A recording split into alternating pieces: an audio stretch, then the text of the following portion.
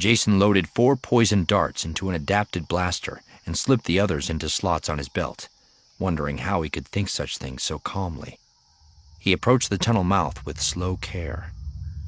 Jacen stood and listened. "Okay, I know you can hear me, Mara. You can still back out of this," his voice echoed. There was no response, just as he expected, so he began walking deeper into the maze of drains, lightsaber in his right hand and blaster in the other. The only light around him now was a green haze from the glowing blade of energy. His right knee exploded with blinding pain as Mara cannoned out horizontally, force-assisted, from a side conduit and caught his leg on the joint with her boots, ripping the tendons. As he lost his footing in the narrow passage, screaming, he found himself wedged for a second and groping for support. He lashed out with his lightsaber, shaving powdery brick from the wall. Mara dropped to the muddy floor to dodge the lightsaber, then sprang up and sprinted away down the tunnel. Mara found the perfect trap at the end of one of the culverts. She could hear Jacen's running footsteps, and she had a good 50 meters on him.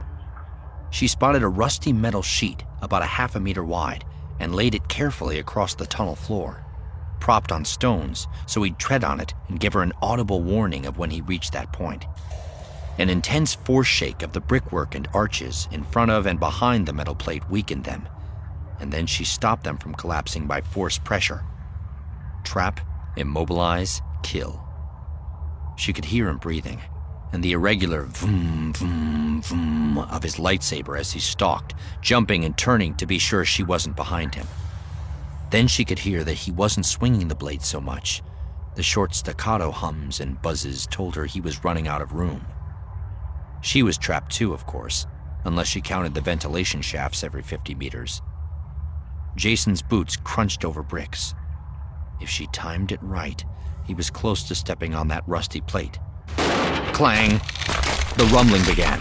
She brought down both sections of tunnel, before and behind, with a massive exertion in the force that made her breathless. She didn't hear him call out. Even in the damp conditions, clouds of fine debris filled the air and made her choke. Mara waited, one hand over her mouth and nose, shoto drawn, and listened in the force. There was whimpering and the chunk sound of the last falling bricks. She didn't expect the weight of the debris from a low ceiling to cause impact injury, but to engulf and immobilize him. He wouldn't be dead, yet. An arm was all that protruded from the rubble. Through a fist-sized gap, she could see the wet, blinking glint of an eye and blood-stained face.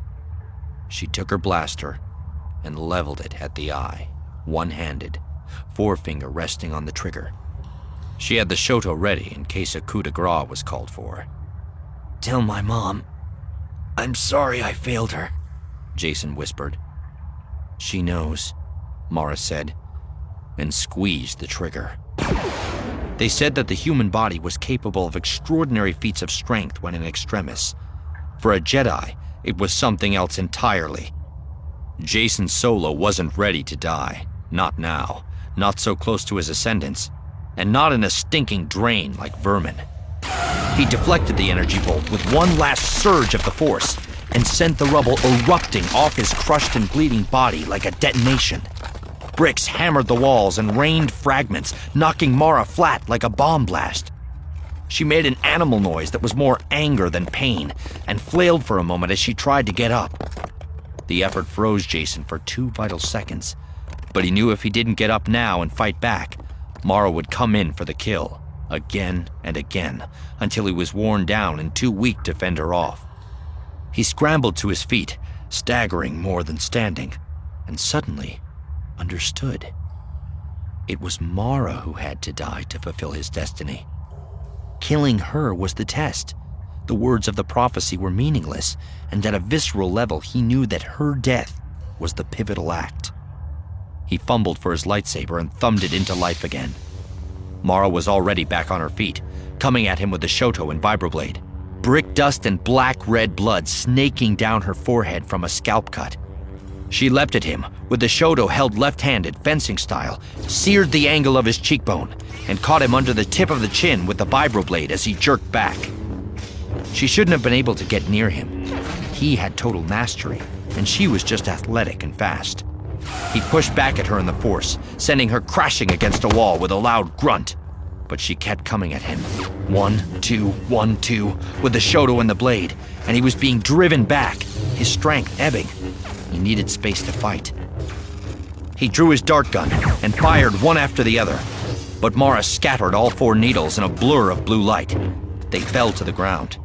He turned and scrambled through the collapsed brick, using the Force to hurl debris up at her from the floor of the passage, while she leapt from block to boulder to chunk of masonry, until she Force leapt onto his back and brought him down. They rolled. She thrust her vibroblade up under his chin, and he jerked his head to one side, feeling the tip skate from his jaw to his hairline as it missed his jugular. He couldn't draw the weapons he needed. He was losing blood, losing strength, waning, flailing his lightsaber to fend her off. It was almost useless in such a close-quarter struggle. Mara, manic and panting, flicked the Shoto to counter every desperate stabbing thrust. "Ben, I'll see you dead first before you get Ben!" Jacen was on the knife edge between dying and killing. He wouldn't die. He couldn't. Not now.